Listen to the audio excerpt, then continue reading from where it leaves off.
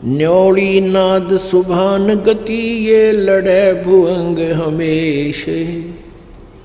जड़ी जान जगदीश है विष्णि व्यापै शेषु। अंश गमन करते नहीं ये मान सरोवर छाड़। कौवा उड़ उड़ जाता है वो खाते मांसाहार। अंश दशा तो साध है सरोवर है सत्संग। मुक्ता हलबाणी चुगे ये चढ़त नवेला रंग।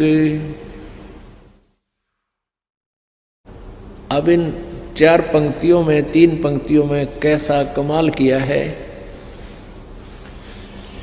न्योली नाद सुभान गति लड़े भुजंग हमेशे। जड़ी जान जगदीश है विष्णा व्यापै शेष। अब क्या बताते हैं गरीबदास साहिब जी अपनी अमृतवाणी में कि जैसे नेवला एक जानवर होता है, वो 9 इंच का हो से। गिलहरी आपने देखी हो, गिलहरी इससे थोड़ा बड़ा होता है और ब्राउन कलर के उसके बाल होते हैं, बाल ब्राउन कलर होता है। ऐसा ही मिलता जुलता इतना ही प्राणी होता है और वो सर्प को मार देता है। सर्प कितना लंबा होता है, को 6-6, 7-7 फुट का, 8-8, 10-10 फुट का लंबा हो जाता है। लेकिन वो छोटा सा प्राणी उसको कैसे मार सकता है? उसकी एक विधि, एक तरीका है उसके पास। वो सर्प को उस समय छेड़ता है जब उसको आसपास ये पता होता है कि इस झाड़ी में वो जड़ी है, उस जड़ी को सूंघ लेता है, उस जड़ी की महक को अपने अंदर समा लेता है और आकर के सर्प के सामने खड़ा होकर नेवला अपने श्वास छोड़ देता है। उस जड़ी की महक सूंघ कर जो आया था वो सर्प को सूंघा दी। उस जड़ी के सामने, उस जड़ी की महक के सामने सर्प को चक्कर आने लग जाते हैं, वो बेसुध हो जाता है। अब नेवला क्या करता है, जड़ी उस झाड़ी में जाता है, वो सूंघ कर आता है उस जड़ी को और सर्प के सामने दूर से निकट आकर के कभी दूर हो जाता है, कभी निकट आता है और ऐसे छोड़ देता है उसको, श्वासों को। अब सर्प चक्कर काट, वो डरता उस जड़ी से, तो भागने की चेष्टा करता है और कुछ उसको वो ऐसे डगमग सा हो जाता है। तो फिर भाग के वो जंप लगा के नेवला उसके पीछे सर्प के शीश पर आ बैठता है, पाछे के, और उसको पकड़ लेता है और फिर मुंह के ऊपर फिर श्वास फिर छोड़ता उसके, और वो कति बेसुध हो जाता है। तो सर्प को पकड़ के मार डालता है, नोच डालता है, खत्म कर देता है मुंडी से, मुख से, फन से खत्म कर, फिर मर जाता है। तो यहाँ क्या बताते हैं कि ये काल तो समझ ले अजगर है और आप नेवला हो। इस काल को आपने कैसे जीतना है, उसकी विधि है। कबीर परमेश्वर पूर्ण ब्रह्म की साधना, उस जगदीश की साधना, वो जड़ी है। और उस सच्ची साधना सतनाम के आगे कहते हैं शेष नाग भी हो। यानी यहाँ के जो छोटे मोटे काल के व्यवस्थक अनुचर, ये देवता भैरव भूत आदि, इनका तो कहना है कि है अगर इस नाम के सामने वो काल भी आ जाएगा तो भी उसकी नहीं बसावेगी तुम्हारे सच्चे नाम के सामने, मर्यादा से भक्ति करने वाले की। न्योल नाद सुभान गति ये लड़े भुअंग हमेश। जड़ी जान जगदीश है विष्णा व्यापै शेष।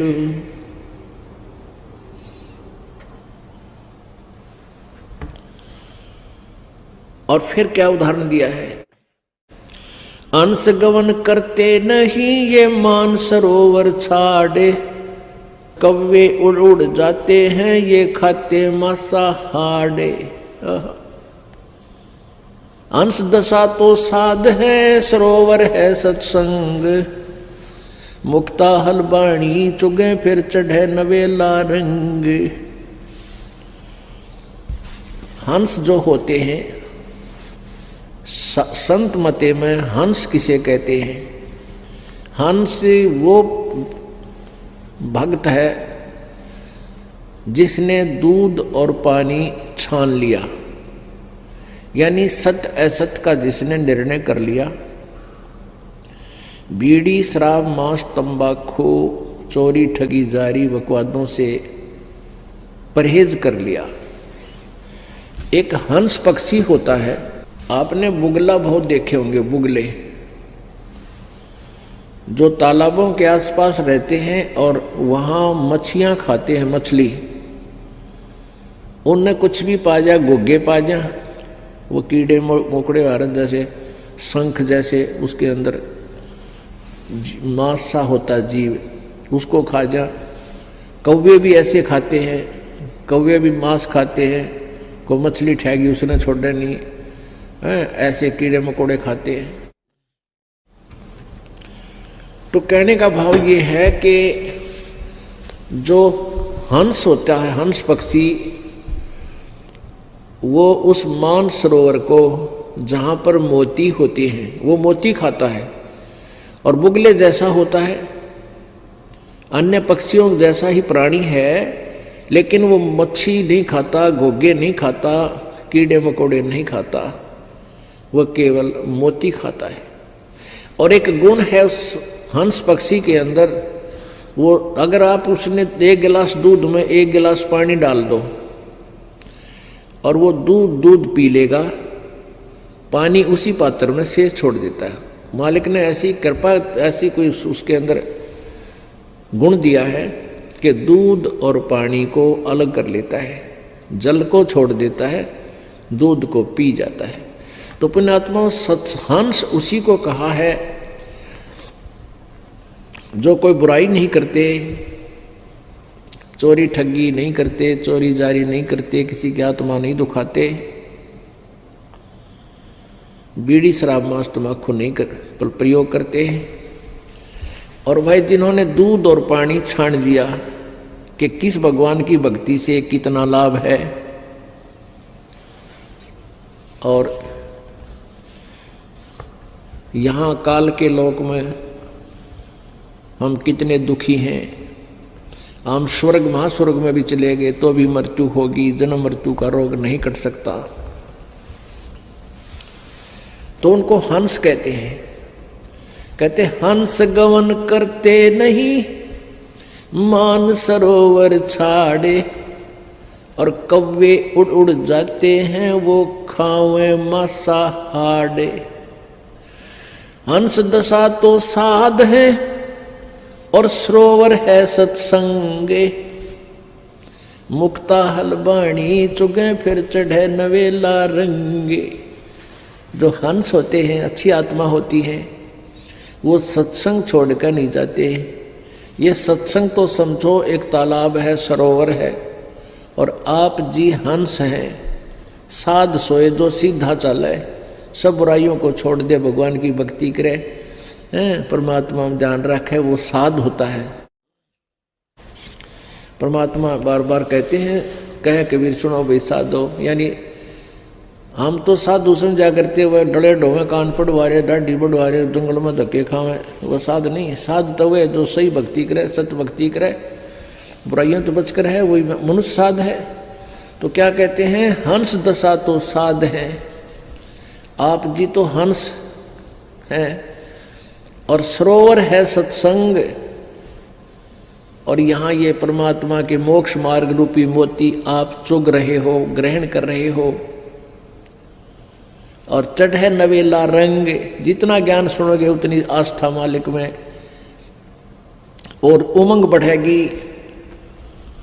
चाहे सारा संसार एक तरफ और भक्त एक तरफ, आप फिर इस ज्ञान से दूर, इस सत्संग को छोड़कर, इस दास को छोड़कर आप कहीं नहीं जा सकते।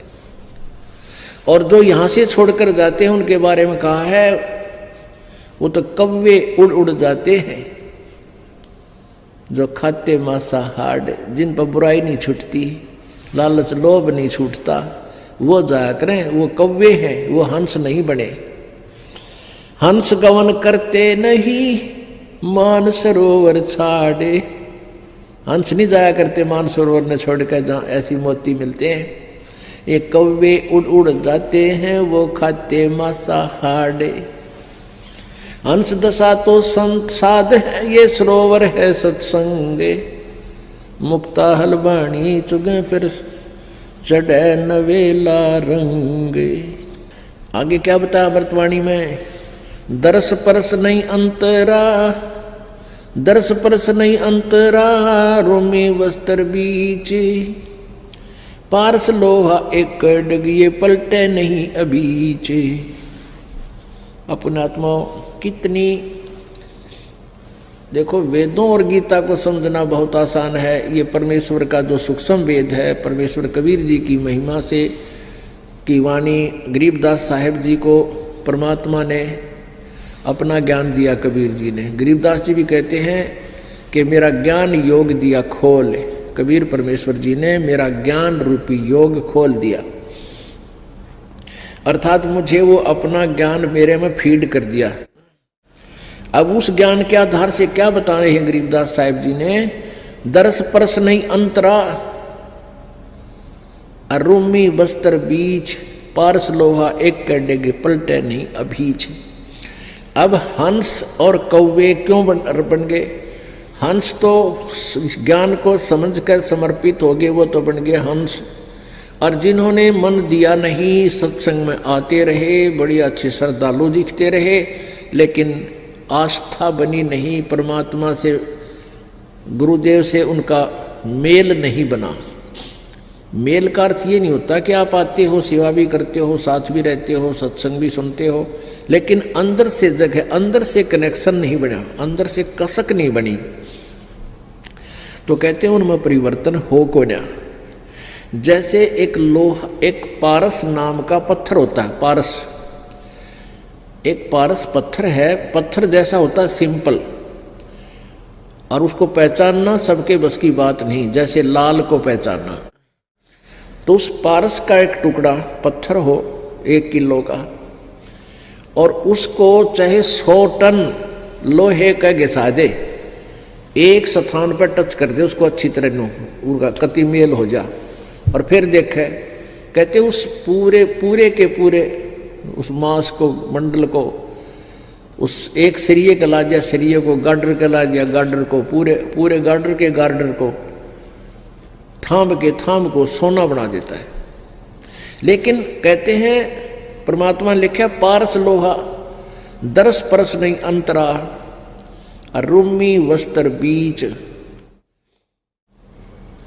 अब लोहा और पारस कति साथ साथ रखे हैं, और उन दोनों के टच होने में एक बिल्कुल इतना भी स्थान रह गया ना, जैसे कहते हैं रोमी वस्त्र, जैसे बाल, ये बाल है रोमकूप का, यानी बाल जितनी भी आपस में दूरी रहेगी, या बिल्कुल पतली सी जो वायल होती हैं बहनें ओढ़ती हैं, या पतली चादर मुलमुल का कपड़ा, कहती ये भी इतना भी बीच में कपड़ा आर पार हो जाए, इतना भी डिफरेंस आपस में रहा, मिलन नहीं हुआ, चाहे कितने दिन पास रखे रहो लोहा और पारस,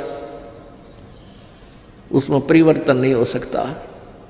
यानी जो व्यक्ति यहाँ भी रहते हैं, गुरुदेव के साथ रहते हैं, सत्संग भी सुनते हैं, और मिले नहीं मन से, वो हंस नहीं बन सकते, वो कौवे रहा करें। और ऐसे कौवे फिर छोड़कर इसको स्थान को जा सकते हैं, वो जाएंगे कि उनकी आदत सुधरी नहीं। आप प्रतिदिन पढ़ते हो नित्यनेम में, बिन गुरु मिले मोहे ना पावे। अब गुरु तो पास ही होते हैं, मिलने का अर्थ क्या है? गुरु जी से एक ही भाव हो जाना, समर्पित हो जाना, मन में दोष ना रखे, गुरु जी कहते हैं गुरु मानुष कर जानते तो ते नर कहिए अंध हुआ दुखी संसार में आ गए इनके फंद। तो यहाँ उस स्थिति को क्लियर किया है। दरस परस नहीं अंतरा रूमी बस्तर बीच, और पारस लोहा एक डिग वो पलटे नहीं अभीच। चार मुक्ति बैकुंठे बटे सप्तपुरी सैलान, आगे धाम कबीर का हंस न पावे जान। अब गरीबदास साहेब जी बता रहे हैं चार मुक्ति बैकुंठ तक की दौड़ है, और सपतपुरी ऊपर अलग से एक अलग 7 ऐसे इकट्ठा ग्रुप है, 7 उनका नगरी बनी हुई है, उनका एक एक राजा बनाया जाता है जो अच्छी आत्माएं होती हैं। कहते ये चौथी मुक्ति जो तुम साधना करते हो मैक्सिमम 4 मुक्ति प्राप्त होंगी, और वहां इन 7 नगरियों के राजा भी बन सकते हो कभी कभी, कोई किसी का कोई किसी का। इनसे आगे धाम कबीर का, आगे ऊपर हंस न पावे जान, यानी अच्छी आत्मा भी है, भक्ति भी कर रहे हैं, लेकिन गुरु जी से विमुख हो गए, वो फिर आगे नहीं जा सकते। कहते इन बातें क्या पाई ये कर सतगुरु नजर निहाल, यानी गुरु जी की आवश्यकता, गुरु जी का सहयोग, गुरु जी को के चरण शरण में आस्था, इनका जो है ना आखिरी श्वास तक तुम्हें सहयोग की आवश्यकता पड़ेगी। यदि आप जी इस दास के प्रति किसी कारण से भी कोई मन में दोष रखकर और दूर हो जाते हो, भक्ति भी कर रहे हो, फिर आगे नहीं जा सकते, क्योंकि आप इस दास के सेवक को, अनुयायी को, इस दास से प्राप्त इस लाइसेंस को, यानी पासपोर्ट जिसने मिल गया, मंत्र मिल गया, जाप मिला, नाम मिला, उस शिष्य को त्रिकुटी पर जाकर परमात्मा इस दास के रूप में मिलेगा। और आप जी हैं जैसे आपका अंतःकरण मिला हुआ इस दास से, जब भी दास बाहर आता है तो आपकी आंखें एकटक लग जाती हैं, कहाँ है गुरु जी, कहाँ से खड़े हैं, तो वो ही दशा होगी वहाँ पर। और जिनके अंदर दोष होगा, चाहे वो वहाँ पर पहुँच गए हों, तो वो पीछे न टला करें, छोड़ 5-6 तो वहाँ उनको टाल देगा परमात्मा अपने आप। यानी जो स्वभाव आपका यहाँ बन रहा है, ये एक रिहर्सल कराई जा रही है आपकी। दास तो एक आप जैसा ही है, आपका ही भाई बहन बच्चा, आपका गुरु ला लो, लेकिन इस दास को आपने परमात्मा समझ के अपना भाव बनाना है उस मालिक के चरणों में पहुंचने के लिए। ये एक इक्वेशन है, ये एक फार्मूला है परमात्मा के पाने का। कहते हैं जैसे एक गणित का एक प्रश्न आता है जिसमें मूलधन ज्ञात करना होता है, वो ऋण का होता है। तो मूलधन ज्ञात करने के लिए उसमें क्या मानना पड़ता है? मान लीजिए मूलधन 100 रुपये। उस ओरिजिनल मूलधन, वास्तविक मूलधन को प्राप्त करने के लिए, यानी प्रश्न का हल करने के लिए, सफल होने के लिए, पास होने के लिए, हमने सबसे पहले मानना पड़ता, मान लीजिए मूलधन 100 रुपये, और फिर उससे हम उस वास्तविक मूलधन को प्राप्त करेंगे। वो 100 रुपये बहुत कम राशि होती है, और वास्तविक मूलधन करोड़ों में होता है, लेकिन करोड़ों वाला मूलधन पाने के लिए 100 रुपये मूलधन मानना पड़ेगा। इसी प्रकार ये दास को इसी स्थिति में समझो, मान लो गुरुजी भगवान, दास भगवान नहीं, दास है, लेकिन आप जी को ये फार्मूला लाना पड़ेगा। और गुरुजी यहाँ भगवान है, और भगवान इस दास के पास सामने हो, तो आपकी कैसी बोली, कैसा रहना, कैसे विचार, जिस उस परम शक्ति को हम मिलने जा रहे हैं, जिस महबूब से हम मिलने की तैयारी कर रहे हैं, और वो सामने खड़ा होगा, तो हमारी कैसी गतिविधि हो, कैसा हृदय में जगह हो, किस प्रकार का आचरण हो, तो ये आपने इस दास के साथ रिहर्सल करके बनानी पड़ेगी। यहां कोई भी है, इस दास को आप आओगे, आते हो, मिलते हो, तो ये सोचे कि हम भगवान से मिलने चले हैं, क्योंकि वहां त्रिकुटी पर आप जाओगे, इस दास के रूप में मालिक बैठे मिलेंगे, और आपके मन में, क्योंकि वहां तो किसी कहने की जरूरत को नहीं, आपके अंतःकरण की अलग से अब आपके माथे पर बोर्ड लग जाएगा कि इसमें कितना दोष है, इसमें कितना दोष है, रिजेक्ट हो जाओगे वापस। और जो पास हो गए वो पास हो गए। जिन्होंने गुरु जी को जैसा यहां आपका मेरे प्रति व्यवहार है, दास के भगवान के प्रति आपका ऐसा ही होगा। तो यहां क्या बता रहे हैं, चार मुक्ति बैकुंठ बट सप्तपुरी सैलान, आगे धाम कबीर का हंस न पावे जान। वहां नहीं जान पाओगे, वहां नहीं जा सकोगे जब तक आप गुरु जी के प्रति पूरी श्रद्धा नहीं होगी। मौन रहे मग्नालय है ये मार्ग बंकी बाट, सुन शिखर गढ़ सुरंग है कर सतगुरु से साठ। साठ माने सतगुरु जी से सौदा कर ले, और सतगुरु के बिना आगे नहीं जा पाओगे। मौन रहे मग्नाल है और मार्ग बंकी बाट, और रास्ता बहुत टेढ़ा आगे का। सुन शिखर गढ़ में सुरंग है, ऊपर कहते एक ऐसी सुरंग में से निकाल के ले जाएंगे भंवर गुफा से। कैसे निकलोगे, कर सतगुरु से साठ। 9 लख नानक नादे में ये 10 लख गोरख तीर, लाख दत्त संगी सदा ये चरणों चरच कबीर। अब कबीर परमेश्वर की महिमा गरीबदास जी बताते हैं, 9 लख नानक नाद में और 10 लख गोरख तीर, लाख दत्त संगी सदा और चरणों चरच कबीर। क्या बताते हैं कि 9 लख नानक नाद में, हो नानक जैसे महापुरुष पुण्यात्मा 9 लाख नानक नाद में, यानी इसी सी आत्मा तो लाखों हैं परमात्मा के चरण जो पार हुई हैं। और 9 लख नानक नाद में 10 लख गोरख तीर, और गोरख जैसे सिद्ध पुरुष परमात्मा ने यानी उनके सामने आकर के उनको भी अपनी हार माननी पड़ी और सतमार्ग ग्रहण करना पड़ा। लाख दत्त संगी सदा ये चरणों चर्च कबीर, दत्तात्रेय जैसे भी, क्योंकि हम जिन महापुरुषों की गणिमा ही मान बैठे हैं उन्हीं के नाम गिनाए जाते हैं कि ऐसे ऐसे तो उस परमात्मा के चरणों में कितने आके समर्पित हुए। 9 लख नानक नाद में ये 10 लख गोरख पास, अनंत संत पद में मिले ये करोड़ तेरे रविदास। अब कहते परमात्मा की शरण माने के बाद